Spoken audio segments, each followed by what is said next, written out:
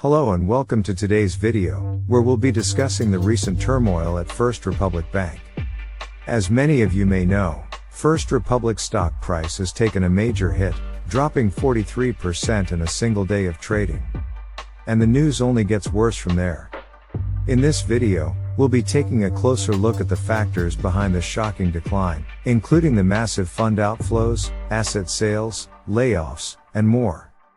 But before we get started, please like, subscribe and hit the bell button if you haven't already. Also, please check the links in the description below for anything we discussed in this video. It really helps the channel out so that I can create more high quality content for you. Now, let's begin. To start things off, let's take a closer look at the recent stock price plunge. As recently as 2021, First Republic stock price was topping $200 per share. However, that all changed on Friday when the shares plummeted by 43%. And unfortunately, things haven't gotten much better since then. The shares have now fallen a staggering 97% this year. So, what caused this sudden decline in First Republic stock price?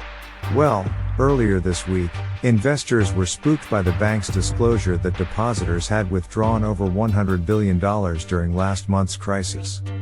This raised serious concerns about the bank's stability, particularly given the fact that many of its deposits were uninsured. As you can imagine, this made First Republic much more prone to withdrawals from skittish customers. So, what is First Republic doing to address these issues? Well, the bank has announced plans to sell off assets and restructure its balance sheet, as well as lay off as much as a quarter of its workforce. That's a significant number of people, given that the bank employed about 7,200 people at the end of 2022.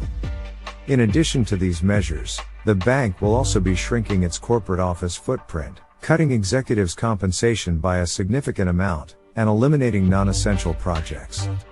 Despite these efforts, it's clear that First Republic is still in dire straits.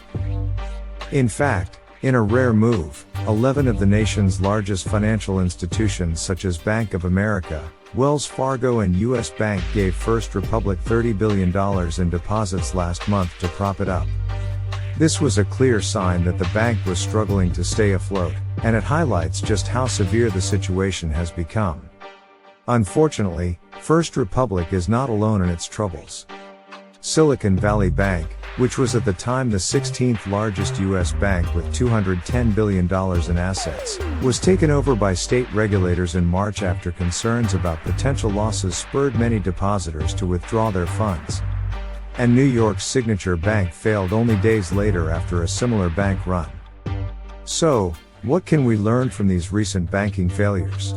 Well, a self-critical report by the Federal Reserve on Friday attributed Silicon Valley Bank's collapse to a combination of extremely poor bank management, weakened regulations, and lax government supervision. This highlights the importance of having strong regulations and oversight in place to prevent similar disasters from happening in the future. But for now, the individual investors like you and me are more concerned with the Federal Reserve rate hikes. There has been a slowdown with inflation in 2023, but we have not achieved the 2% target that the Federal Reserve wants to achieve. We are most likely to see another rate hike in May 2023. Check out our previous video when we discuss the March 2023 rate hike and what it can mean for your investments. The link to the video is in the description below. I hope you found this video entertaining and learned something new.